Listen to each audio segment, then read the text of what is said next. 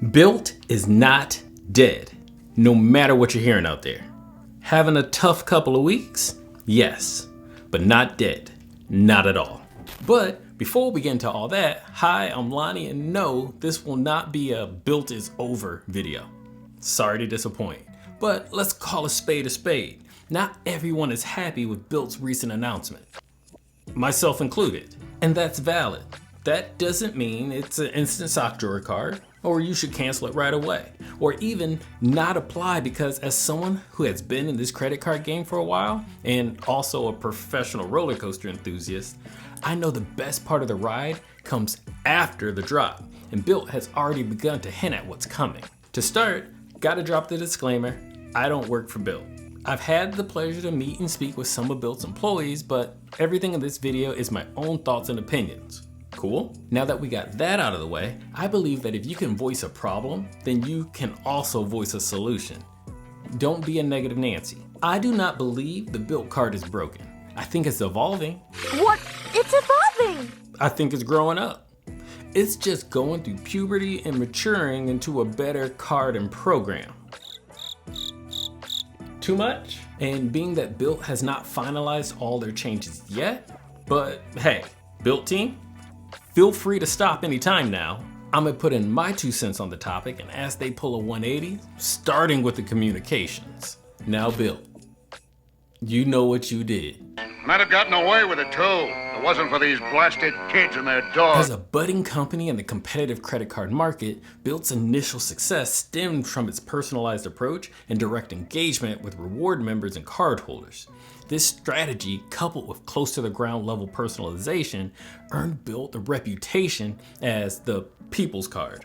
However, recent communications, particularly that last email, have strayed from this unique approach, resulting in a more generic experience that mirrors other card brands. Literally what I'd expect from any other card. So how can we fix it? This is a simple one.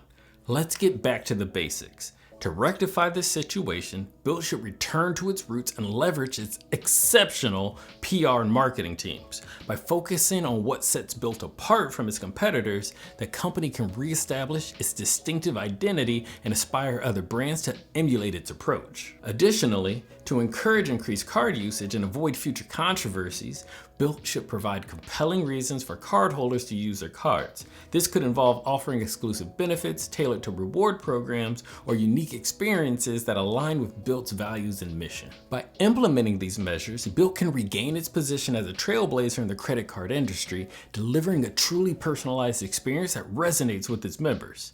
This strategic shift will not only enhance customer satisfaction, but also increase card usage and reinforce BILT's position as a leader in the market.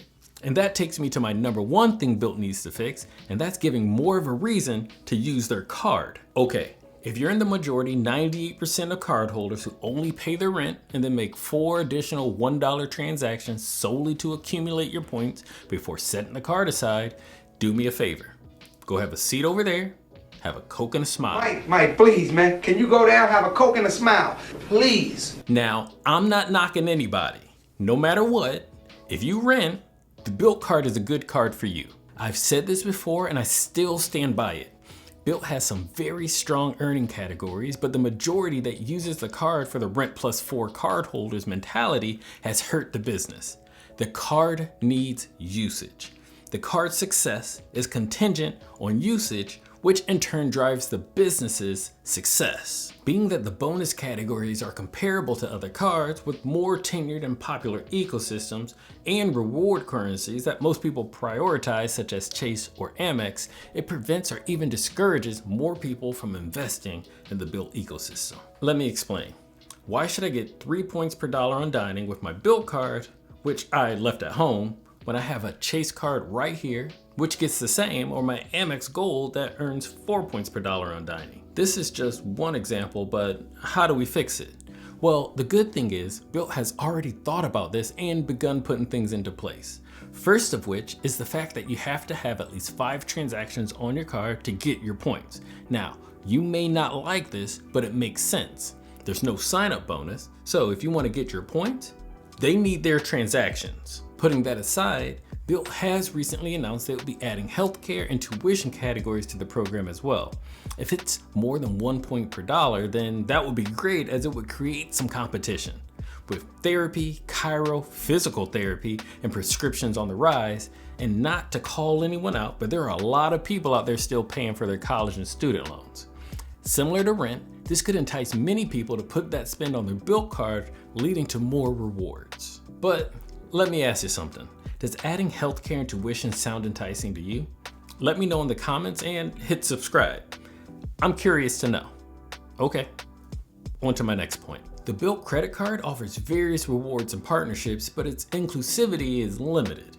While it may be a great option for individuals residing in major metropolitan areas like New York, Los Angeles, Chicago, or Miami, their reward partnerships are heavily focused on urban amenities and experiences. Here's an example. It offers Lyft partnerships, neighborhood dining benefits, and Blade helicopter rides to and from the airport. These perks are primarily available in major cities, leaving residents in smaller towns and rural areas with fewer options to take advantage of them. This lack of inclusivity can be frustrating for cardholders who may not have access to the same rewards and benefits as their counterparts in larger cities. It limits the ability to maximize the card's potential and potentially discourages card usage as a whole. By making its rewards and partnerships more inclusive, BILT can enhance the card's value proposition for all cardholders and strengthen its position as a competitive credit card option in the market. Now, this is all great, but there is another related issue which requires attention, namely the status tiers. What's the purpose? As a current BILT Platinum member, I'm curious about the purpose of the program and, more importantly, its tangible benefits. Regarding inclusivity, the rent day transfer bonuses are advantageous when they align with one of your preferred partners. But for the geographically restricted individuals, perks like Rumble boxing classes, Soul Cycle, and a complimentary Blade ride, which is pretty cool and I'll be utilizing it during my next trip to New York, can become inconvenient and challenging. When a specific card status requires spending $50,000 or earning 200,000 points in a calendar year, I anticipate receiving exclusive benefits unavailable to Blue or Silver status members. Yet, instead of enjoying these anticipated benefits, I face a puzzling situation. Due to my inability to utilize the perks at the limited locations, I'm essentially being demoted from Platinum to Silver status. Yep, another devaluation. This disheartening devaluation of my card status deeply disincentivizes me from striving for Platinum status again next year. I mean, why should I? I'll wait. And I know many other cardholders that also share this sentiment. To fix this and drive more cardholders to use the card, Platinum status should implement evergreen earning benefits. This way, no matter where you are, you've earned something of value. Hear me out. Regardless of your location, you'll be rewarded 2 points per dollar at minimum for every purchase. Yeah, that's the all other purchase category. You don't even have to double it on rent day. Just an evergreen 2x as long as you're Platinum. But I'm not done yet.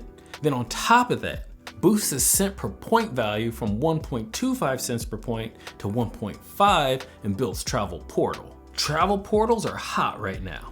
People are enjoying their ease of use and simplicity. And BILT already has advantages with the activities category in their travel portal. BILT's VP of Travel and I talk about this in a recent interview. Go check it out here. But to add, if you have not taken time to play around in BILT's portal yet, do me a favor and go check it out. There are tours, theme parks, all sorts of activities not found in competitor travel portals. Just these two options alone would make me look at Chase's Sapphire cards differently. And if only a small number of cardholders are hitting Platinum tier anyway, then this shouldn't hurt Anker's pocket too much. And it rewards those who have been most loyal with the most usage. That's a win-win. So is BILT dead? No. Is it changing? Yes. Are people affected? A small amount, I'm sure, yes. But going back to the beginning, if you're only putting your rent plus $4 on the card, you're probably not gonna see a difference. So don't get it twisted. It's still a good card. And I wait to see what else is coming. If you wanna see what they sent me as a Platinum status member, then that video is here. Or if you wanna check out something different, I have this video. Okay? Catch you in the next one. Peace.